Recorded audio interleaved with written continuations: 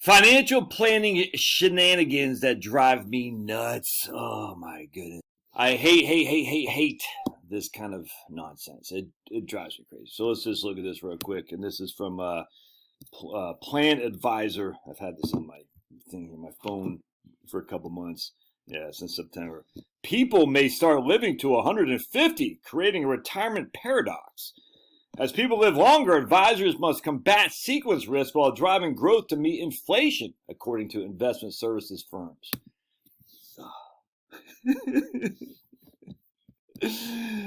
Join me in crying over that like button, please. Shed a tear on that like button.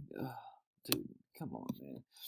Some scientists have made the case that the first person to live to 150 is alive today. Have they provide a link to where these scientists make that case is?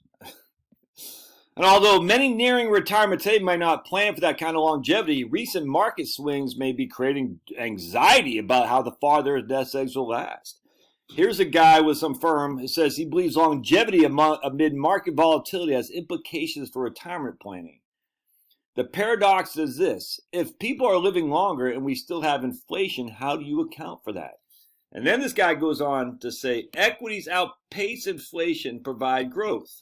Now, is that true? In fact, I just revert back to my paper right here, which is from 1975. All right. Securities to Hedge Against Inflation by this guy from University of Iowa and this guy from Governor State University, which I'm not sure where it is. And one of the things that he says, this one professor finds a negative relationship between inflation rate and nominal return on common stock for the period 1953 to 1970. Research by Johnson, Riley, and Smith indicates that less than 1/2 of individual securities in the Dow could be considered as inflation hedges during the post-war period. Let's see. In two separate studies, they find that Dow Jones as a portfolio could be considered inflation hedge during only one of 5 inflationary periods, namely 1949 and 1950. Why is this important?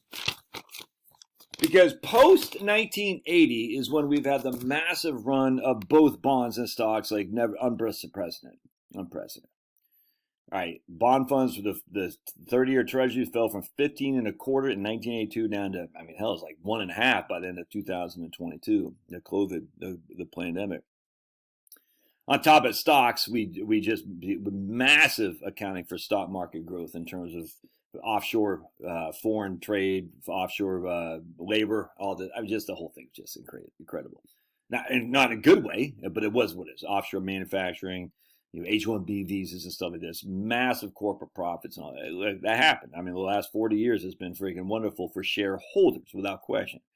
Can that be repeated? I don't think so. So as such, I look back the pre-1980s, essentially, to say, what was markets doing then? As we can see right here, we have evidence that stocks were not always in a hedge against inflation, as this guy would make you seem. All right, so now he's saying equities outpace inflation. No, not necessarily. It depends on the time frame. It just does. On top of that, that we're going to live to 150. All right, where's the evidence for that? Where's the evidence for that? Yeah, John Hancock announced a multi-million-dollar 5-year research partnership with MIT to address longevity, longer life expectancies. This company's called Age Lab. This index will consider Americans' readiness to financially support longer lifespans and how they can best prepare. Dude, we've heard this a million times a Sunday. We've seen some. I'm trying to watch my words here.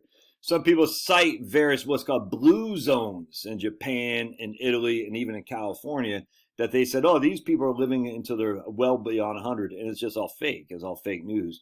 And I've done videos on that 8 months or something, I can't remember, a couple months ago.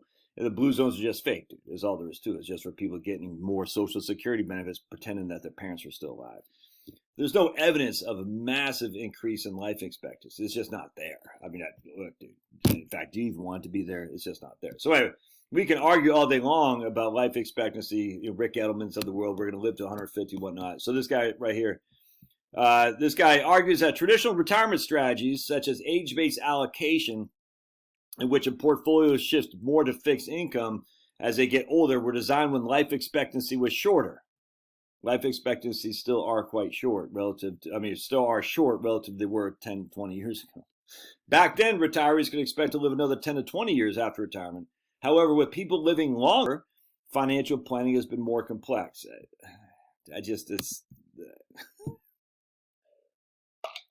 What was it all like with statins, like the study on statins? If you take statins, you increase your life expectancy. And it turns out when they actually looked at the study, you increase your life expectancy like by 3 days. Wow. 3 days for all the risks that are inherent with statins. Is that really worth it? I would say no. You talk to whoever you want to talk to, man. I would say no. But you increase your life expectancy by 3 days. Okay. And how about all the downside effects of statins? Oh no, how dare you? How dare you?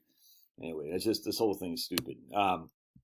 So what this guy wants to do to address a need and conflict to combat inflation, i.e. with more stocks and longer life expectancies, while also avoiding sequence of return risk, what this guy is going to do is he's going to sell stocks when market valuations are high and buying when prices drop. Okay, so he's basically market timing. I got no that's market timing, by the way. Selling stocks when prices are high. What determines high? Oh, all-time market highs. They're always at all-time market highs, dude. And I might say always. I don't mean that exactly. Today, they might not be at all-time market highs, but the markets go up, down, up, down. Basically, move 2 steps forward, 1 step back. So other than the 1 step back, they're always going up to the northeast of the equation, of the graph, which means you're always at market highs in the overall scheme of your retirement plan. So you can sell when markets are at highs. I mean, with 5 years ago, markets were highs. If you sold, you'd be in a world of hurt. You would have missed out on massive gains. 10 years ago, markets are highs. If you sold, you would have missed out on massive gains. Anyway, this just stuff drives me up the wall. I hate it because I don't even know what's going on here, man. It's like, oh, we're going to live to 150. We have a better plan accordingly, i.e. have more stocks, work longer, save more, blah, blah. It's just, and the evidence is just not there. The life expectancy evidence isn't there. The models aren't there. The idea that stocks inherently beat inflation isn't there. Do stocks beat inflation? Yes. I mean, can they? Absolutely. We hope with the earnings growth, 100%.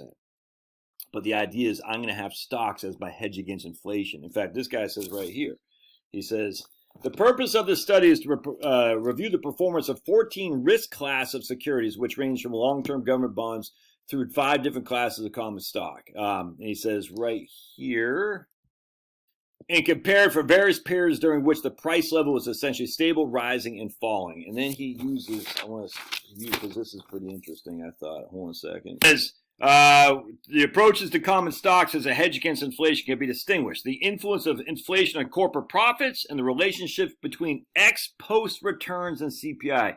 Ex-post returns are actual returns, all right, real returns, as opposed to ex-ante returns, which are projections, essentially. Pretty interesting here. So, I like this stuff previous to the last 40 years because it's boots on the ground. This is what people were looking at back then. And, unfortunately, if they were negative on stocks back then, I'm not saying he is this guy or this research. I'm just saying if they were, they missed on the biggest growth we've ever had. However, to sit there and assume that biggest growth we ever had will continue, I think is a mistake. And you shouldn't make it. That doesn't mean you have stocks. Doesn't mean you have bonds. It just means at the end of the day, performance today is not dictated from what happened the last 40 years or even the last 40 years preceding that. It's what happened in the future that can drive performance. And this idea that we have to invest because of we're going to live to 150 or because of what happened the last 40 years, I think that's a mistake. I think you have to invest how you need to spend your money. How much money do I need to pay the bills? That's how I should invest. Love your thoughts. Don't forget to cry on that like button. God bless.